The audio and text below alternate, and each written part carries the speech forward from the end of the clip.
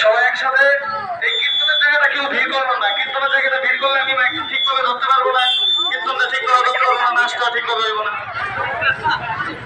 তো এই কীর্তনের জায়গাটা একটু খালি রাখে, কীর্তনটা ঘিরে ঘিরে নৃত্য করেন করেন। सोने वाली और साने वाली बरसाने वाली बरसाने वाली बरसाने वाली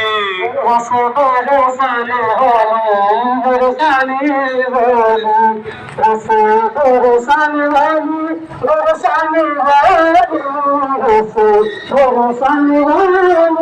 बरसाने वाली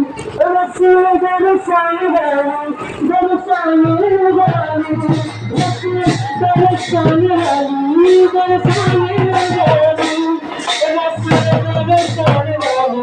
बरसाने वाली